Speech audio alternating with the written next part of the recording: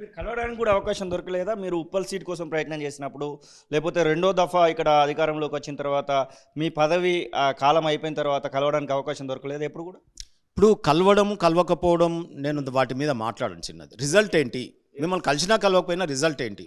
Okay, ప్రభుత్వం మేము అనుకున్నాం మొదటి 5 ఏళ్ళు కొత్తగా ఏర్పడిన రాష్ట్రం ఏదో బిజీగా ఉండుంటాడు మా సార్ కదా అని అనుకున్నాం.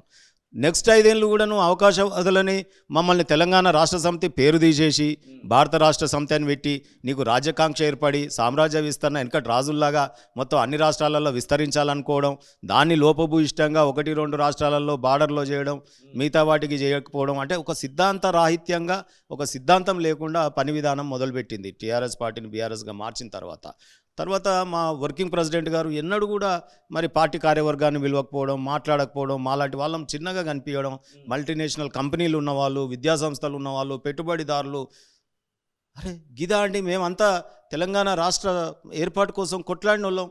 సరే అయ్యి ఉండొచ్చు, మేము నల్లగా బుల్లగా అయ్యి ఉండొచ్చు, ఇప్పుడు ఆ గిరణాలు చేసి మేమంతా కూడా మా అందం నీకు కనిపిస్తలేదేమో. ఇవాళ రాగానే మొత్తం అందగాళ్ళని దగ్గర పెట్టుకొని నీ చుట్టూ పెట్టుబడిదారులను దగ్గర పెట్టుకొని నీ చుట్టూ మల్టీనేషనల్ కంపెనీ వాళ్ళని దగ్గర పెట్టుకొని నువ్వు టీ పాసులు ఐ పాసులు అనుకుంటా మాలాంటి వాళ్ళని విస్మరించడం.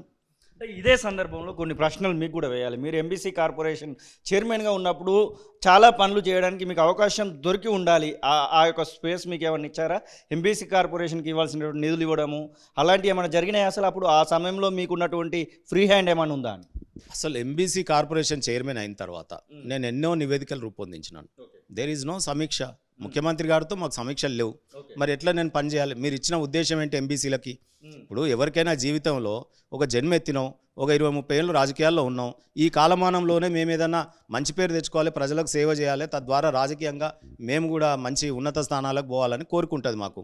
అది చెయ్యాలనుకున్నప్పుడు ఎంబీసీ చైర్మన్గా నా నోట్లో బొట్టు పెట్టి ఆడ కూర్చోబెట్టి బలిచ్చిన బలిదేవతలాగా నన్ను ఆడ కూర్చోబెట్టి బడ్జెట్ ఇవ్వకపోవడం, ఆ బడ్జెట్ ఇవ్వలేకపోవడం వల్ల ఆ కుల సంఘాలు నా మీదకే నేనేదో ఇస్తలేను, మీదికెళ్ళి బడ్జెట్లో కేటాయింపులు నువ్వు 1000 కోట్లు అని మనం చెప్తిమి. ఆ 1000 కోట్లలో 10 కోట్లన్న కింద వంచకపోతే నన్ను ప్రజలు నా కులస్తులే నన్ను తిట్టుకునే పరిస్థితి తీసుకొచ్చినారు. నా కులమే అందులో లేదు బీసీ కార్పొరేషన్లో. అంటే నేనేమంటానంటే ఒక సైంటిఫిక్ మెథడ్ అక్కడ ఏర్పాట్లో కానీ ఈ చేయడంలో కానీ ముఖ్యమంత్రి గారు ఇప్పుడు బిడ్డను కానీ రోడ్డు మీద వదిలేయం కదా, మరి ఎంబీసీ కార్పొరేషన్ పెట్టి తొలుత చైర్మన్ చేసి నన్ను ఆడ పడేసి ఇక నన్ను వాళ్ళ పట్టించుకోకపోతే ఎట్లా చెప్పండి మీరు?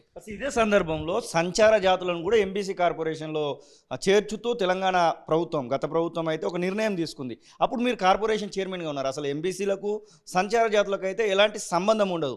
అప్పుడు అపోజ్ చేసేటువంటి ప్రయత్నం కనీసం చేశారు. ఇప్పుడు చాలామందికి మీ పైన ఆ గుర్రు ఒకటి కనబడతా ఉంది. ఎంబీసీలను అలాగే సంచార జాతులను వేరువేరుగా చూడాల్సినటువంటి సందర్భంలో ఒక ప్లేస్కి తీసుకొచ్చారు. ఇప్పుడు మీరు ఆర్టీవీలో పనిచేస్తున్నారు, మీకు ఏ వీడియో కెమెరా కొనిస్తే అయినా ఆ కంపెనీదే పట్టుకొని వస్తారు.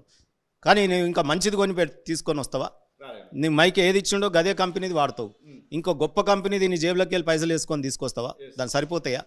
సో అదే రకంగా కేసీఆర్ గారు ఇది బీసీ వెల్ఫేర్ యొక్క కార్పొరేషన్ చైర్మన్లకి ఏంటంటే మాకు సెల్ఫ్ రెవెన్యూ ఉండదు, చెక్ పవర్ ఉండదు, ఇది అందరికీ తెలిసినటువంటిదే.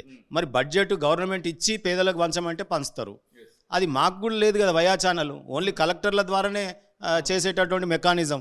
ఈ డమ్మీ పోస్టులు నిజంగా ఓన్లీ జీతం తీసుకోవాలి, ఇంట్లోకి వెళ్ళి టిఫిన్ కట్టుకపోయి తినాలి, పడుకోవాలి, అట్లా ఉండే ఇది.